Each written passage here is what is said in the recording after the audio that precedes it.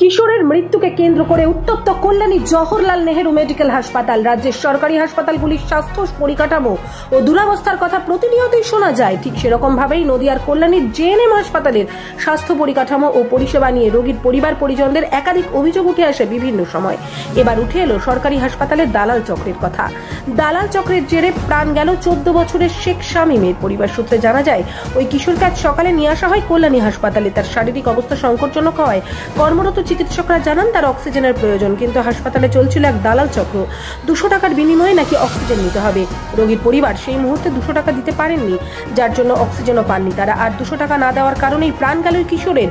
এই ঘটনার পর থেকে উত্তপ্ত হয়ে ওঠে কল্যাণী জেএনএম হাসপাতাল চত্বর। বিক্ষোভ দেখাতে শুরু করেন হাসপাতালের সামনে। তারা দাবি করতে থাকেন, কাদের মদতেই দালাল চক্র এত সক্রিয় হয়ে উঠছে। হাসপাতাল কর্তৃপক্ষ এ বিষয়ে কিছুই জানেন না, না তাদের মধ্যেই দালাল চক্র চলছে হাসপাতাল প্রাঙ্গণে।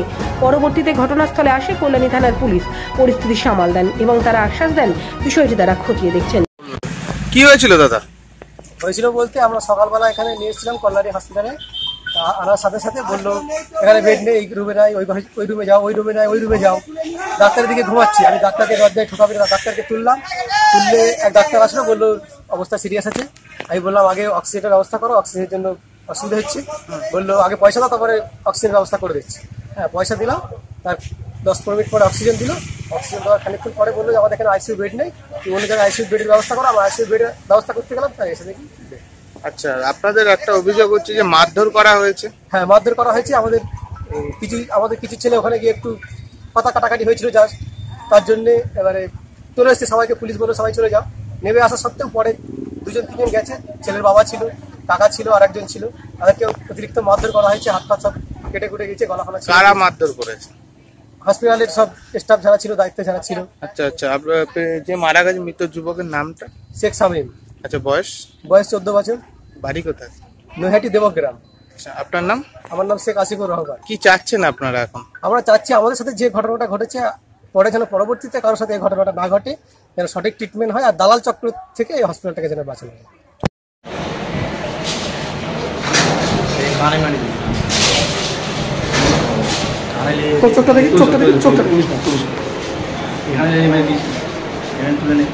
কারা মারলো? কারা? Patient party.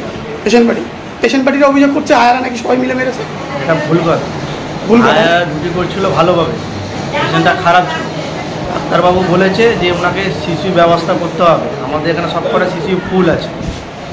এই বলে ব্যাস পেশেন্টটা খারাপ হতে হতে হতে এক্সপায়ার করে গেছে। ডাক্তারবাবু বলছিল, সিস্টাররাও বলছিল এখান থেকে ভালো জায়গায় আপনারা ব্যবস্থা নেই। ওরা নাইনি, কোনো ক্যাজুয়ালি ছেড়ে দিয়েছে। তারপর বাড়ির লোক এসেছে, পেশেন্টটা শুনে যে মারা গেছে। তো সেক্ষেত্রে ওরা বলছে 200 টাকা চেয়েছিল অক্সিজেনের জন্য, টাকার অভিযোগ তুলছে আয়াদের বিরুদ্ধে। না, সেটা ওরা আয়াদের ডিউটি করছিল আয়ারা, সেই হিসাবে ওরা টাকা চেয়েছে যে আমাদের 200 টাকা করে লাগে। সে সন্ধ্যে 7:30 পর্যন্ত ডিউটি, 12 ঘন্টা ওদের ডিউটি করতে হয়, সেই হিসেবে ওরা 200 টাকা নিচ্ছে। তাতেই কি ঝামেলা? হ্যাঁ। তাহলে কি ওরাই মারলো না আপনারা মারলেন? ওরাই মেরে গেছে। সিস্টারকে এখানকার পুলিশের যে ইনচার্জ আছে অচিন্তবাবুকে, ওরা সবাই মেরে গেছে। পুলিশকেও মেরেছে? পুলিশকেও মেরেছে। আপনার নাম? আমার নাম কুণাল বাসু। আপনি মার খেয়েছেন? আমাকেও মেরে দিয়েছে। আপনি কি আয়ের কাছে? আমি তো ঝাড়ুদারকেও মেরেছে? হ্যাঁ। আমার কাছে খবর এসছে, আমি নিজে সরেজমিনে দেখছি, তদন্ত করছি। আর অভিযোগ এখন ওনাদের থেকে আমি লিখিতভাবে কিছু পাইনি, পেলে নিশ্চয়ই ব্যবস্থা নেই। না, আমি এখানেই থাকি। আর ঘটনা হচ্ছে যখন যে কোনো রকম ঝামেলা হলে সামনাসামনি থাকাটা আমাদের কাজের মধ্যে পড়ে। আর বেসিক্যালি আমি সুপারের দায়িত্বে আছি, কিন্তু আমি সাধারণ ডাক্তার। তো যে কোনো ক্ষেত্রে আমি সাধারণ মানুষের পাশে থাকারই চেষ্টা করি যতটা সম্ভব। সবসময় তো যতটা যেখানে অভিযোগ যদি পাওয়া যায়, আমাদের পুরো টিম রেডি আছে। এই ধরনের ঘটনা আমি যেটুকুন আমার কানাঘুষে আমি যেটা শুনেছি, খুব একটা ভালো জিনিস হয়নি। যদি হয়, যার এগেনস্টে অভিযোগ, ডেফিনেটলি আমি তো নিজে অভিযোগ না পেলে কিছু করাটা আমাদের পক্ষে একটু মুশকিল। আমি ডেফিনেটলি অভিযোগের অপেক্ষা করছি এবং আমি নিজে আমার তরফ থেকে একটা সুগম তদন্ত আমরা চালু করছি। একটা জিনিস আমরা খুব বেশি কথা আমি এখন এখানে এক্ষুনি দাঁড়িয়ে বলতে চাইছি না, তার কারণটা হচ্ছে সবকটা তথ্য আমার হাতে এক্ষুনি নেই। তো আমাদের তরফ থেকে টাইম টু টাইম আমি আমার তরফ থেকে চেষ্টা করি যতদূর সম্ভব এই অন্যায় কাজগুলোকে আটকানো যায়।